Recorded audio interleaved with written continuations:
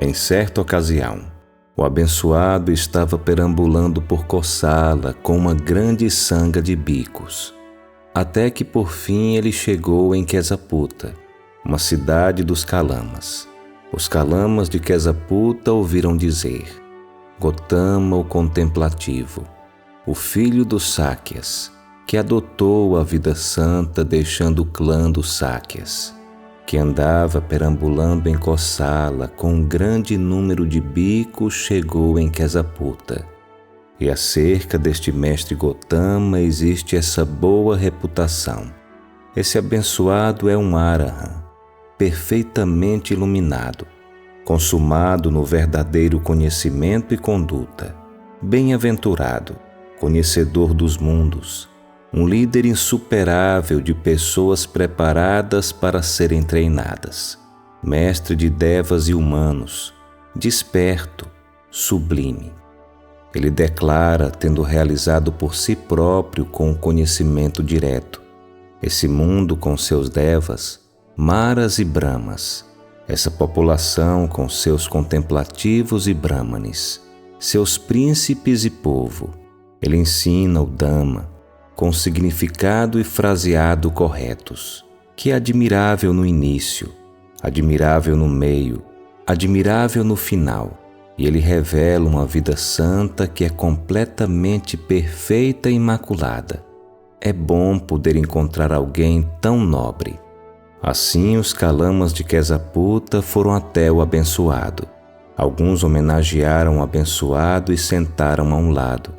Alguns trocaram saudações corteses com ele e, após a troca de saudações, sentaram a um lado. Alguns ajuntaram as mãos em respeitosa saudação e sentaram a um lado. Alguns anunciaram seu nome e clã e sentaram a um lado. Alguns permaneciam em silêncio e sentaram a um lado. Uma vez sentados, eles disseram para o abençoado: Venerável Senhor, existem alguns brahmanes e contemplativos que vêm para Kesaputa. Eles explicam e glorificam as suas doutrinas. Porém, com relação às doutrinas de outros, eles as desaprovam, as repelem, demonstram desprezo por elas e fazem pouco delas. Então outros brahmanes e contemplativos vêm para Kesaputa. Eles explicam e glorificam as suas doutrinas. Porém, com relação às doutrinas de outros, eles as desaprovam, as repelem, demonstram desprezo por elas e fazem pouco delas. Eles nos deixam confusos e em dúvidas. Quais desses brahmanes e contemplativos estão falando a verdade e quais estão mentindo? Claro que vocês estão confusos, Kalamas. Claro que vocês têm dúvidas, porque a dúvida surge com relação a qualquer assunto que cause a perplexidade. Dessa forma, Kalamas, nesse caso não se deixem levar pelos relatos, pelas tradições, pelos rumores, por aquilo que está nas Escrituras, pela razão, pela inferência, pela analogia, pela competência ou confiabilidade de alguém, por respeito por alguém ou pelo pensamento. Esse contemplativo é o nosso mestre. Quando vocês souberem por vocês mesmos que essas qualidades são inábeis, essas qualidades são culpáveis, essas qualidades são passíveis de críticas pelos sábios.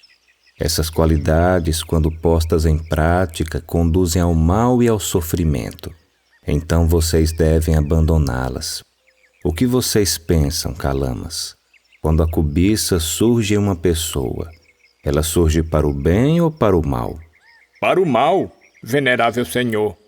E essa pessoa que está tomada pela cobiça, sua mente obcecada com a cobiça, mata seres vivos, toma o que não lhe é dado, busca a mulher do próximo, mente, induz os outros a fazerem o mesmo.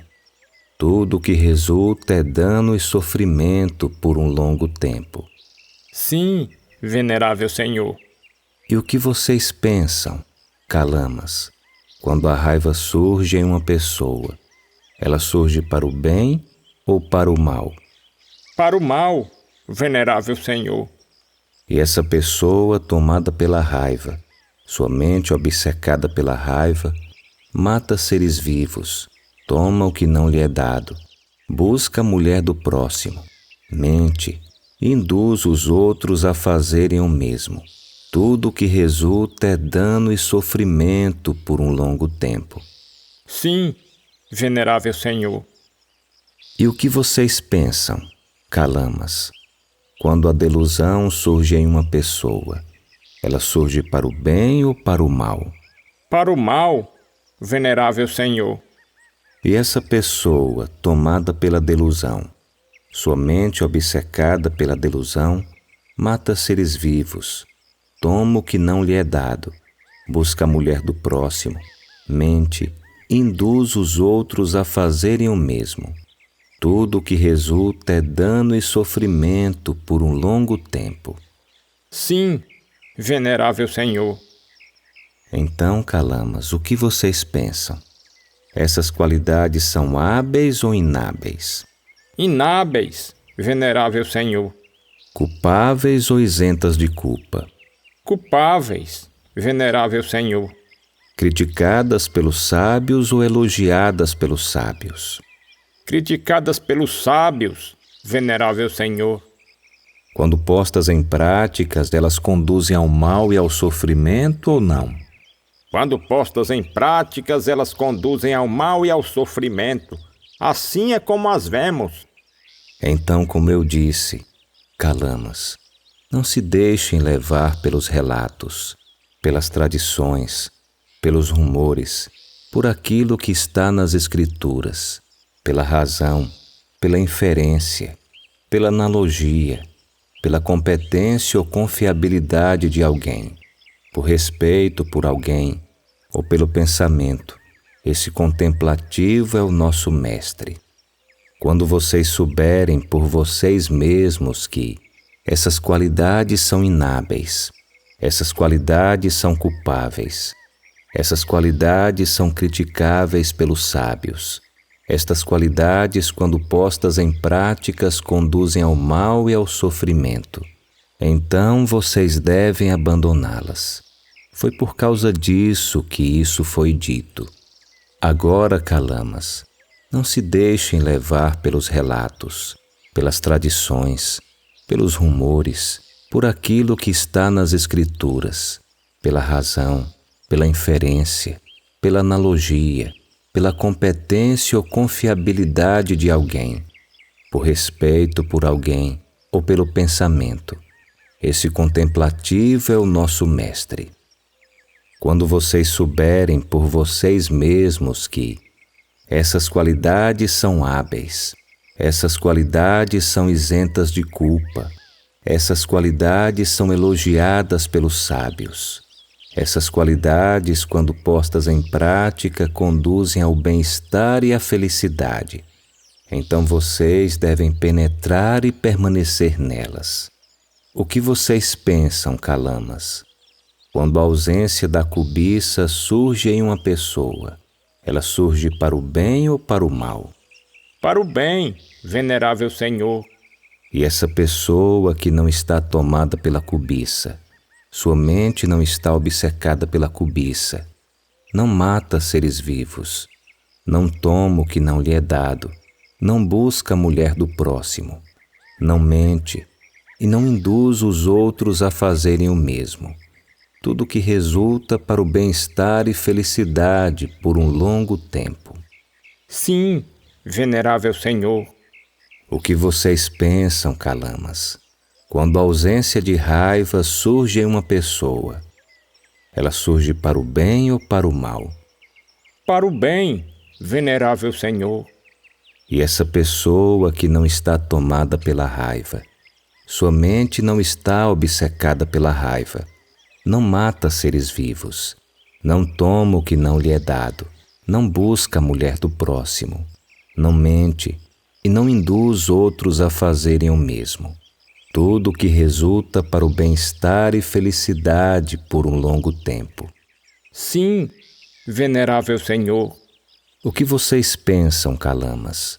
Quando a ausência de delusão surge em uma pessoa, ela surge para o bem ou para o mal?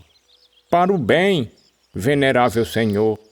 E essa pessoa que não está tomada pela delusão, sua mente não está obcecada pela delusão, não mata seres vivos, não toma o que não lhe é dado, não busca a mulher do próximo, não mente e não induz outros a fazerem o mesmo. Tudo o que resulta para o bem-estar e felicidade por um longo tempo. Sim, venerável Senhor. Então, Calamas, o que vocês pensam? Essas qualidades são hábeis ou inábeis? Hábeis, venerável Senhor. Culpáveis ou isentas de culpa? Isentas de culpa, venerável Senhor. Criticadas pelos sábios ou elogiadas pelos sábios? Elogiadas pelos sábios, venerável Senhor. Quando postas em práticas, elas conduzem ao bem e à felicidade ou não? Quando postas em prática, elas conduzem ao bem e à felicidade. Assim é como as vemos. Então, como eu disse, Calamas, não se deixem levar pelos relatos, pelas tradições, pelos rumores, por aquilo que está nas Escrituras, pela razão, pela inferência, pela analogia, pela competência ou confiabilidade de alguém, por respeito por alguém ou pelo pensamento. Esse contemplativo é o nosso mestre. Quando vocês souberem por vocês mesmos que essas qualidades são hábeis, essas qualidades são isentas de culpa, essas qualidades são elogiadas pelos sábios, essas qualidades, quando postas em práticas, conduzem ao bem e à felicidade. Então vocês devem entrar e permanecer nelas. Assim foi dito, e em referência a isso é que foi dito. Agora, Calamas, aquele que é um nobre discípulo, portanto despojado de cobiça, despojado de má vontade, não deludido, com atenção plena e plena consciência, permanece com o coração pleno de amor-bondade, permeando o primeiro quadrante com a mente imbuída de amor-bondade, da mesma forma o segundo, da mesma forma o terceiro, da mesma forma o quarto, assim acima, abaixo, em volta e em todos os lugares, para todos bem como para si mesmo. Ele permeia o mundo todo com a mente imbuída de amor-bondade, abundante, transcendente, imensurável, sem hostilidade e sem má vontade. Ele permanece com o coração pleno de compaixão, permeado o primeiro quadrante com a mente imbuída de compaixão, da mesma forma o segundo, da mesma forma o terceiro, da mesma forma o quarto, assim acima, abaixo, em volta e em todos os lugares, para todos bem como para si mesmo. Ele permeia o mundo todo com a mente imbuída de compaixão, abundante, transcendente, imensurável, sem hostilidade e sem má vontade. Ele permanece com o coração pleno de alegria altruísta, permeando o primeiro quadrante com a mente imbuída de alegria altruísta, da mesma forma o segundo, da mesma forma o terceiro, da mesma forma o quarto, assim acima, abaixo, em volta e em todos os lugares, para todos bem como para si mesmo. Ele permeia o mundo todo com a mente imbuída de alegria altruísta, abundante, transcendente, imensurável, sem hostilidade e sem má vontade. Ele permanece com o coração pleno de equanimidade, permeando o primeiro quadrante com a mente imbuída de equanimidade, da mesma forma o segundo, da mesma forma o terceiro, da mesma forma o quarto, assim acima, abaixo, em volta e em todos os lugares, para todos bem como para si mesmo. Ele permeia o mundo todo com a mente imbuída de equanimidade, abundante, transcendente, imensurável, sem hostilidade e sem má vontade. Agora, Calamas, aquele que é um nobre discípulo, sua mente livre de hostilidades, livre de má vontade, imaculada e pura, obtém 4 garantias no aqui e agora. Se existe um mundo após a morte, se existem consequências das boas e más ações, então essa é a base pela qual, com a dissolução do corpo, após a morte, renascerei num destino feliz, no paraíso. Essa é a primeira garantia que ele obtém. Porém, se não existe um mundo após a morte, se não existem consequências das boas e más ações, então nesta vida cuidarei de mim mesmo com tranquilidade, livre de hostilidades, livre de má vontade, livre de dificuldades. Esta é a segunda garantia que ele obtém. Se consequências ruins recaem sobre quem pratica ações más, eu, no entanto, não penso em agir com maldade. Então, como poderão os resultados ruins recaírem sobre mim? Essa é a terceira garantia que ele obtém.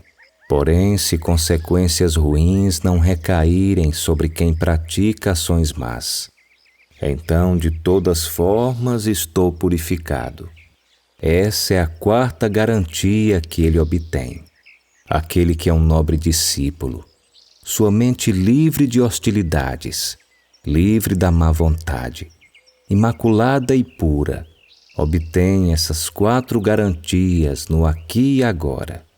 Assim é, abençoado, o nobre discípulo, sua mente livre de hostilidades, livre de má vontade, imaculada e pura, obtém 4 garantias no aqui e agora. Se existe um mundo após a morte, se existem consequências das boas e más ações, então essa é a base pela qual, com a dissolução do corpo, após a morte, renascerei num destino feliz, no paraíso. Essa é a primeira garantia que ele obtém. Porém, se não existe um mundo após a morte, se não existem consequências das boas e más ações, então nesta vida cuidarei de mim mesmo com tranquilidade, livre de hostilidades, livre de má vontade, livre de dificuldades. Essa é a segunda garantia que ele obtém. Se consequências ruins recaem sobre quem pratica ações más, eu, no entanto, não penso em agir com maldade. Então, como poderão os resultados ruins recaírem sobre mim? Essa é a terceira garantia que ele obtém. Porém, se consequências ruins não recaírem sobre quem pratica ações más, então de todas formas estou purificado. Essa é a quarta garantia que ele obtém. Aquele que é um nobre discípulo, sua mente livre de hostilidades, livre de má vontade, imaculada e pura, obtém essas 4 garantias no aqui e agora. Magnífico, Mestre Gotama! Magnífico, Mestre Gotama!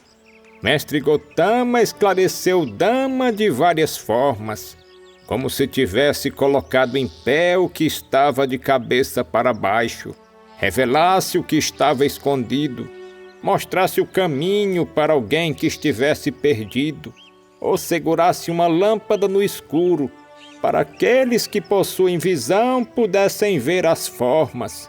Nós buscamos refúgio no abençoado, no Dhamma e na sanga dos bicos.